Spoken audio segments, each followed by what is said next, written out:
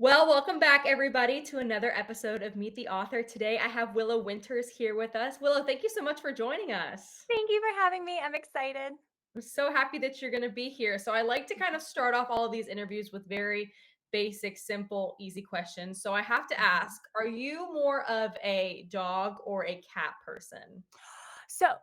It's not quite fair because I can only have dogs because my husband is allergic to cats. But I do love both. I am a fur baby lover. We actually have crows in the backyard that I give peanuts. Like I any animal at all, I love.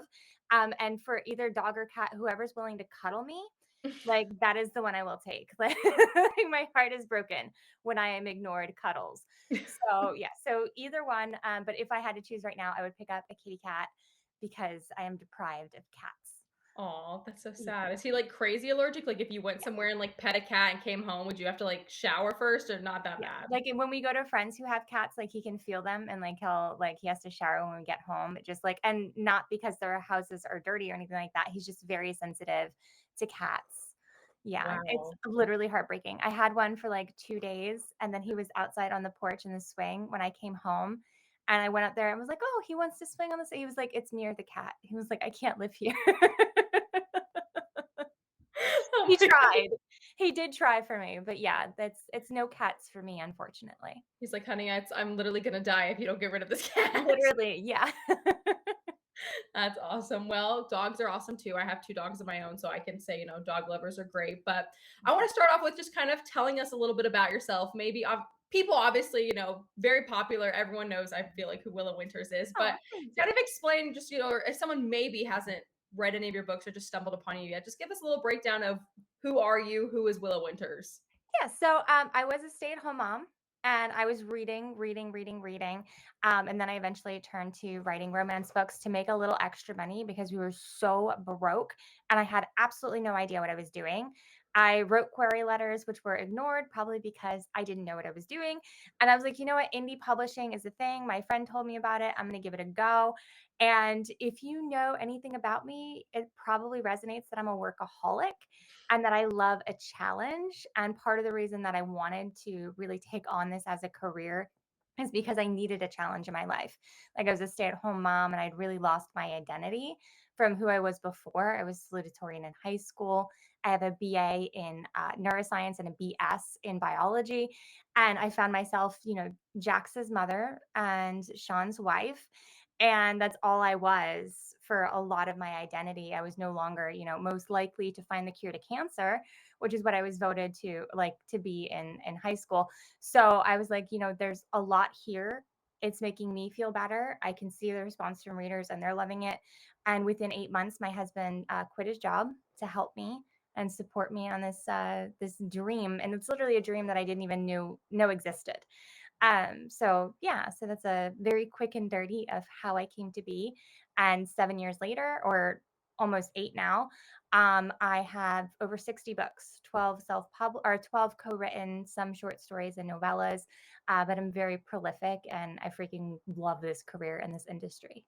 That's so incredible, especially just how, I mean, quickly it feels like you were able to do these things. And I want to go back for Mhm. a minute and just talk about the fact that you just said you were, salutatorian of your high school, and then you have these incredible degrees. Talk Yeah. me through some of that because obviously you are crazy smart. And then, how does that Thank you. work for you that you have all of this, obviously, like science and, Mhm. biology, medic knowledge, and Yeah. then you're also a romance writer. I mean, that's so cool to me. Just tell me a little bit about that.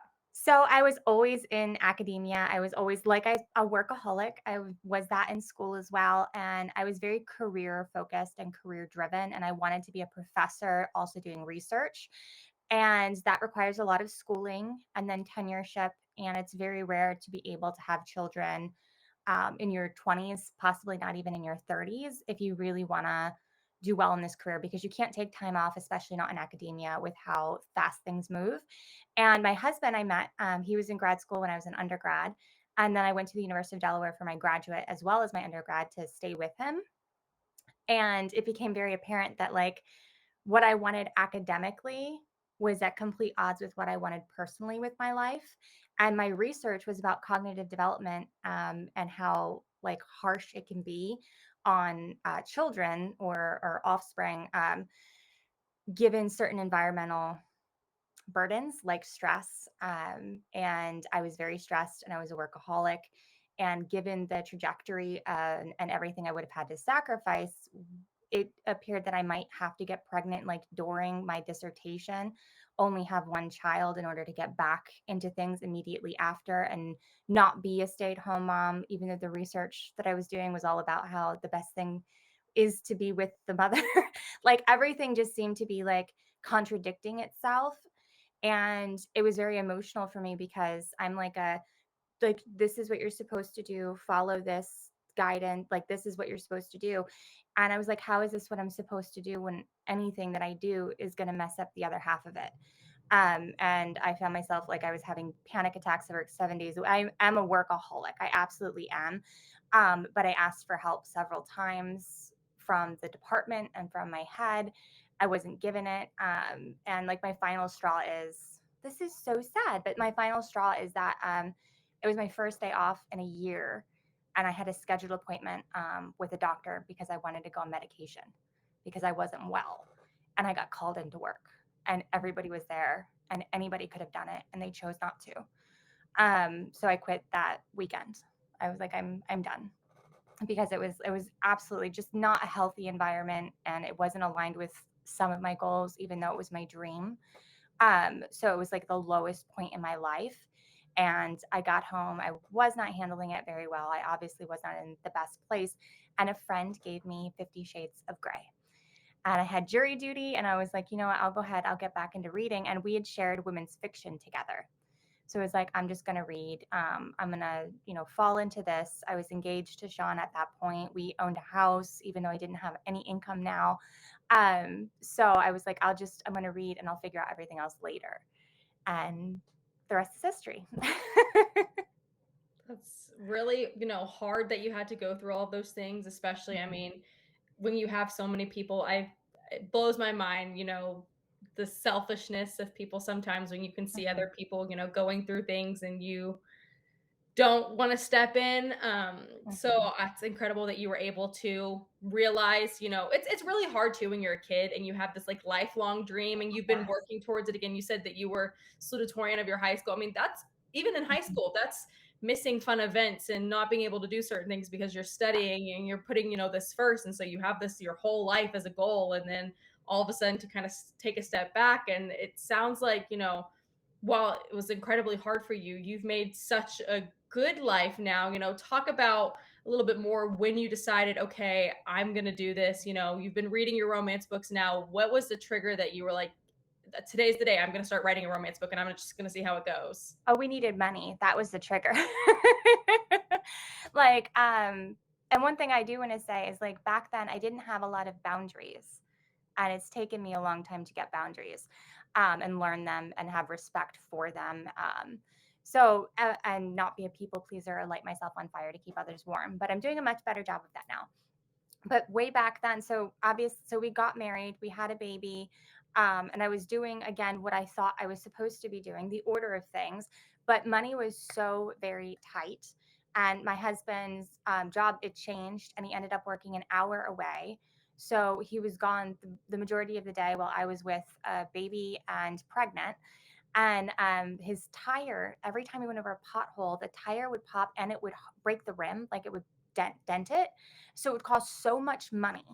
And he's driving all this time, so it was constant. And at one point, like I was selling things on eBay, trying to get extra money to have cushions, and it was so stressful.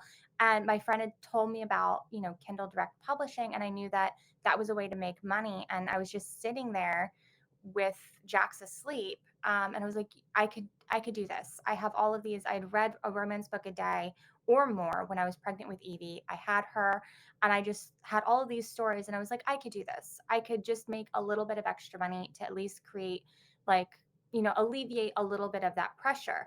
I had no idea like what it would turn into, what it would become, the seal. I had absolutely no idea. I literally just thought I have to be at home. I can't go into academia or rely on my schooling, and I don't intend to because I'm pregnant. Nobody's going to hire me anyway. So I was like, I could do this. I'll make a little bit of extra money, and it rose very quickly. And every time I saw, oh, I could have done this better, or I could have done that better, I just fixed it and kept going and fixed it and kept going, and it just became an avalanche of goodness. That's awesome. And obviously now, you have a huge following. I think TikTok, just Mhm. focusing on that in general, you have over 500,000 Yes. people that follow you. One of your big things that you do on TikTok a lot of the times are you're like packing a shipment, your book boxes. Talk about how you decided to start doing that and how that has been like a big game changer for you. Not only, having fun getting to pack all these cool book boxes, but Mhm. allowing readers to connect with you in that way too. Absolutely. So we have a ton of stuff in my shop.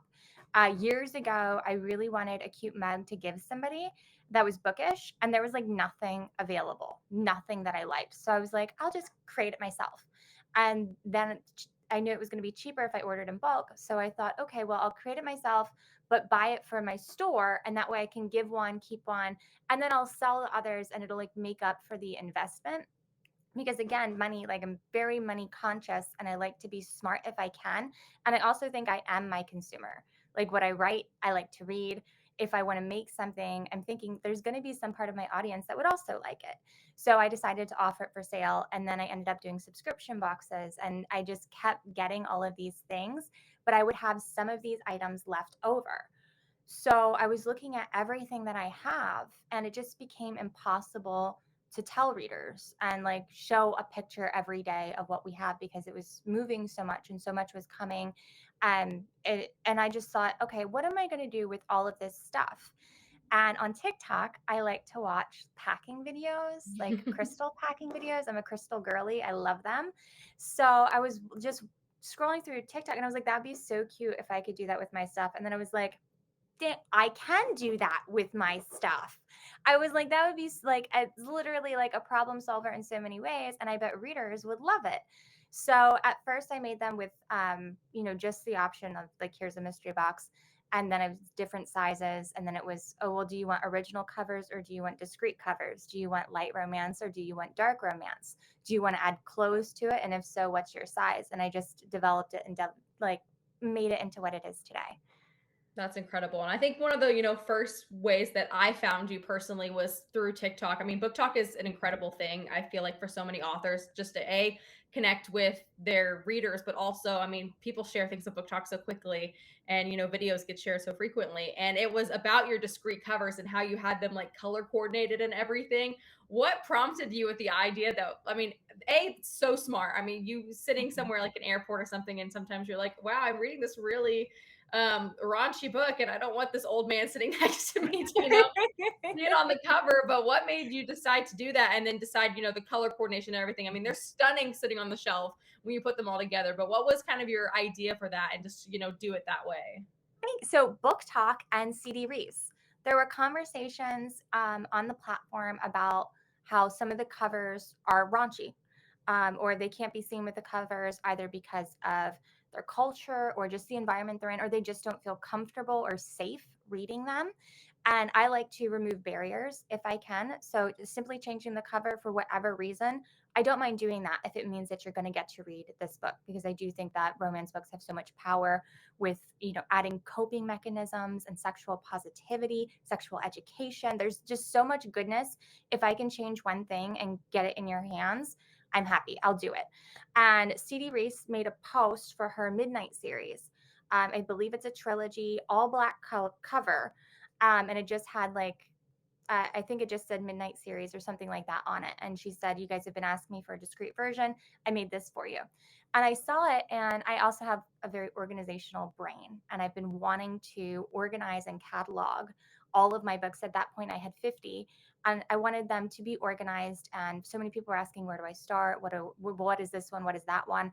So I was chatting with Sophie and I said, that's brilliant that she did that. I love that. I want to do that, but I want it for every single one of my books. I want them numbered.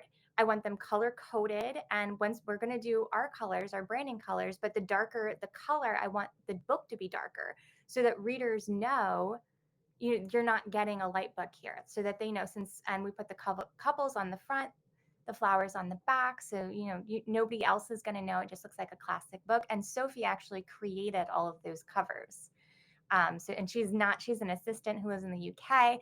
She's my vice president of operations. She does basically everything with me, and I love her, but she is not a graphic design person. But she was so excited for it. And she was like, this is going to cost us a lot of money. I can do this. And I was like, are you sure? And she said, yes. And I'm so happy that she did too, because it really would have cost a lot of money to do that many covers. Um, but yeah, we ended up, I loved the way it looked. And at first, it didn't take off and there wasn't a lot of traction until I got every book in and on the shelf. And what, 2 years ago, more than that, maybe, it went viral. And again, the rest is history. That's awesome. And I think that's, probably around when I first saw that. I just remember seeing all of them Mhm. lined up on the shelf. And obviously it's stunning when you put them all together and they look so Thank good. you. And just, I mean, I love that too, that concept, because it does remind you more of a classic. You have discrete cover Mhm. nowadays that are like cartoony and things and totally work out for books or stuff, or just has flowers or something on it. But yours has that more, it reminds me of, you're picking up like Pride and Prejudice or something. It has that like classic, like, you're going into an oldie, it feels like, but then you get into the inside and you're, reading something good about a cowboy or something else, it's Exactly. all this Yeah. goodness. I wanted the impression of onlookers to be, that's fine that she's reading that. I wanted it to be like, oh, it's, this is something that's tried and true. This is like, and you just leave the person alone. That's that was my intent with those covers. Something that was pretty. I did want something that read like love story or romance in some aspect to it, but mostly I just wanted any onlooker, whether they're judgmental or not, whether they would read romance novels or whether they're actively trying to get them banned, regardless of who it is, to just look at it and not even think twice about it. Just keep it moving. Yeah. So I think I achieved it, Oh, hopefully. 100%. Like I said, I think it's incredible that you were able to do that. And the fact that, I mean, not only are they color coded to where you have, different things, but I love how you decided to, the lighter the books of people who can go into it being like, okay, this is, middle ground, or this one's super dark. They Mhm. can prep for those types of things. And it's like a trigger warning in a way in itself. Exactly. I picked up a darker book, so I know that this is going to be heavier themes versus this one's like one of the lightest Mhm. ones as a list. I should be good to go type of situation. Yes. Yes, exactly. That's what I was hoping for. I love that. So obviously you've written a ton of books and it sounds like you are Mhm. a very busy person. We were talking about how, you protect your peace and now everything, and that's incredible. But what is it like still obviously having, you film a lot of content for TikTok and Mhm. making these boxes and, doing different things like interviews. When do you find the time to write, and how do you kind of work that into your schedule, physically being a full-time author still?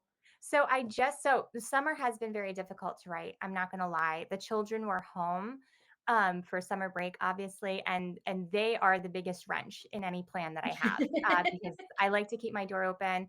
One of the pluses is being at home with them, so I don't want to compromise that if I can't, especially because I work so much, especially this past summer. But typically, I'm finished my socials by like 10 a.m. I wake up, I get myself coffee, I chat with Sophie, who tells me whatever it is that I need to know for the day.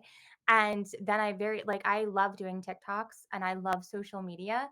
So it's very quick and easy for me to just bam, bam, bam, answer messages, go through emails, and then I'm able to write. So today I had already made content actually over the weekend, mystery boxes, but I made a quick video for a giveaway on TikTok. I took a quick picture for Instagram.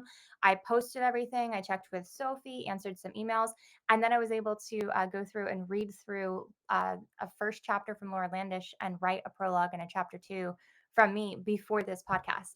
So, it's a really nice balance now that the children are, off and I don't have to stop and make lunch or get interrupted with fixing something on Minecraft or whatever the kids need. I'm able to say, okay, so I have socials and emails until 10 o'clock, and then I'm going to go ahead and I'm going to write for two. It was 3 hours that I got, basically like two and a half before this podcast. So having everything organized like that is wonderful. And right after this podcast, I'm actually taking a hot shower, and then I'm going to cuddle down with some edits for Captive Desires, which is my next paranormal romance. So I have basically my day planned out in time blocks and I stick to it. But it also means that sometimes I do have to ignore messages. And I used to not. I used to like if an email came in or a message came in, I would immediately respond because I appreciate that when somebody responds with me and I don't like to have people waiting. So I used to do that, but again, that's a new boundary that I've had to set so that I can make sure I get my writing done. How do you I feel like we're very similar, type-wise, just how you're explaining, planning out your day. We were chatting before we started this, and I was telling how I worked and then going to the gym and the groceries, and I plan out my days by, like, hours too. Seems very similar, I'm gonna do this and this and this. How do you change some of that? Like, maybe you're writing and your writing goes like, you're super into the, writing mode, you're just so far into it and you write past that time, or Mhm. something happens and you like have to stop. How do you work kind of through some of those things when it's like you're in go mode but it changes a little bit? So it depends on who it is who needs me or what it is that happens. A lot of times I can delegate and rely on my team.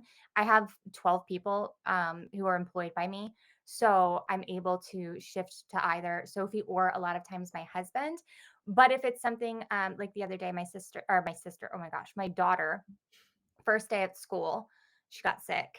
And I was getting my hair done at the moment, and I was going to go home, put on my makeup, and do some cute content to store. And obviously that entire day was gone. I was okay. I left my appointment, picked her up, got her home. She didn't want anything to eat. She's absolutely fine. It was just an upset stomach, and the next day she was okay, but stayed home from school. So again, plans had to be shifted. And it was the first day of school too, so I was so excited to get back into the groove of things. And life was like, nope. But obviously, like when priorities pop up, the writing is usually the first thing to go, which is crazy to think about because that's the number one thing. Like, I am a writer, that's my job. However, I also need to be in that mindset. So if there's something that's come up that is taking a mental load from me, I can do socials, I can answer emails, I can, talk with the team on whatever issues are going on or coordinate anything. But writing, I have to be in it. I have to be able to sit down and fall into the book. So writing is typically the first thing to go. And one thing that readers who have been with me for a very long time know is that I have slowed down in the last 3 years, primarily just because my kids have needed me more. And I'm really grateful that I've been able to do that. So, yeah, so it's slowed down a little bit, but I have a lot of co-writes going on right now too. So hopefully it'll pick up. That's exciting. That's Yeah. awesome. Well, I want to talk about obviously some of your books here because again, Mhm. that is your full-time job as a writer. I have some of them right here. And the nice thing, I think I find it fantastic and I love that you do this, but you like to put either you have, the discrete covers or you like to put multiple books into In one one. book. So it creates like a bigger book. So I have multiple different ones here that you have, combined and done things with. Talk about why you decided to start doing that too, so you have these Absolutely. bigger books, but you're putting them all into one. So it goes back to that barrier that some readers have. They hate cliffhangers. They don't want them.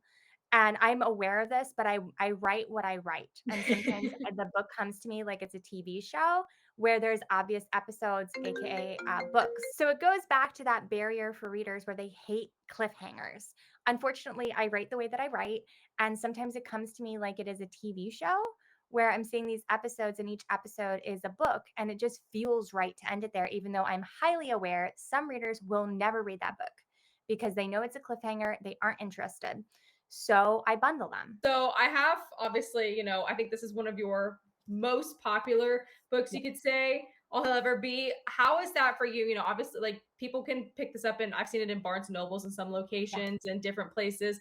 How has that, been a fun change for you going from starting off being, indie and then now you have your books in bookstores? How has that change been for you? So that series means a lot to me. It's very special. I did think that I ruined my career when I wrote the first book. It's 4 books in one, and it's incredibly dark and it's a cliffhanger. And when I started writing it, I had no idea it was going to be 4 books. So readers were pissed off that I didn't tell them immediately that it was a cliffhanger. And a lot of people didn't like how dark it was. It's a Beauty and the Beast inspired mafia where he kidnaps the enemy's daughter to start a war.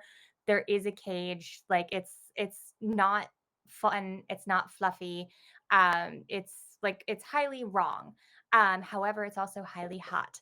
So so when I released it, there was backlash. I was very upset with a lot of things, but I loved the story, so I was like, I'm going to keep going. I'm going to finish this. I'm not going to not write this book. And I wrote all four of them. Book three hit USA Today, and I didn't even know. I It was all just from the pre-orders and from the launch. I wasn't prior to that. I had to work really hard to hit letters, make sale prices, make sure that my back catalog led into it, or something of that nature. Book four did the same, and it did even better than book three. And like I that was what 3 or 4 years ago, I think. So, and it's still my bestseller. So, I have a lot of love for that book and a lot of love for my readers. It also, I did make a change though, because again, that barrier for readers, right? They didn't realize how dark it was going to be. I created W. Winters as a pen name, which Hmm. is Willow Winters writing as W. Winters for dark romances, so that my readers know if it's a W. Winters, it's a dark romance. If it's Willow Winters, you're fine, no triggers.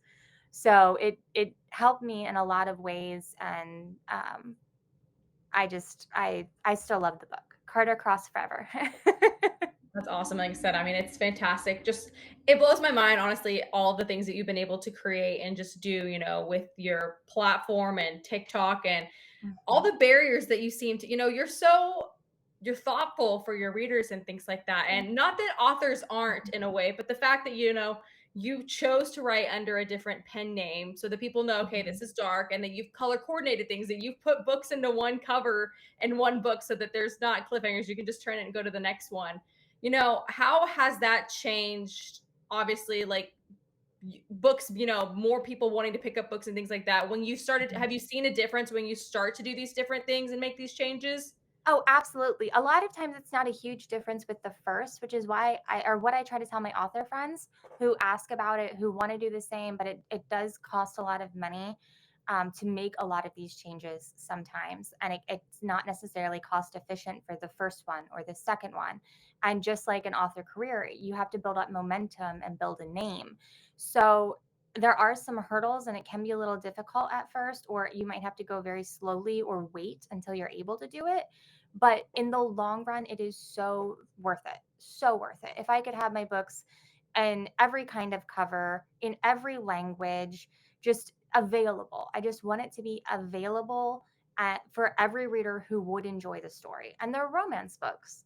So I'm even hoping I'm coming out with like a gentleman's line of my discreet series that's just all black, no flower, just all black, because more men are reading them. But I've had a lot of comments about the flower, so I'm like, okay, I'll remove the flower.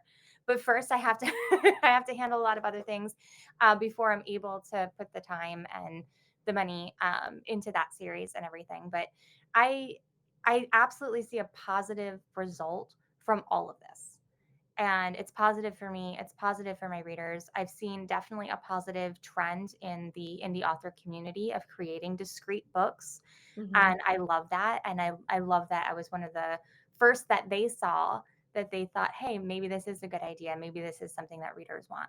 So, yeah, I think it's just a win all the way around when we try to remove barriers and we can figure out how to do so successfully for everybody involved.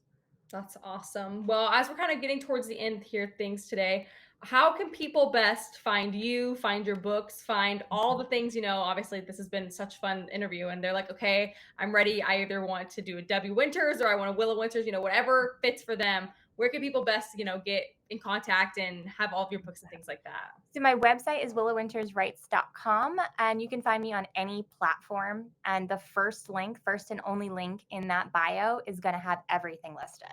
I keep it nice and organized, so you can find my other where I'm on other platforms, on Galatea, on Kindle Vella, what books are on Kindle Unlimited, what books are free on Hoopla and Libby, what books are not. You can get all the information for anything that you want on that link or on my website. That's awesome. Well, do you have any questions for me before we kind of wrap everything up today? I'm just happy that you had me. So so thank you. Yes, thank you so much. And again, if you haven't read any of these books, you totally should, because they're fantastic and totally worth it. And I am just so thankful that you were able to come and do all of this today. It was so much fun. Thank you. I'd be happy to come back anytime. Yes, perfect. And before we wrap up, guys, can thank you so much. And for everyone who is on here, make sure you're saying subscribe to me and all the things that are happening in, Michaela's Book Nook. And make sure you follow Willow Winters and everything. And yeah, until next time, guys, thank you. Bye.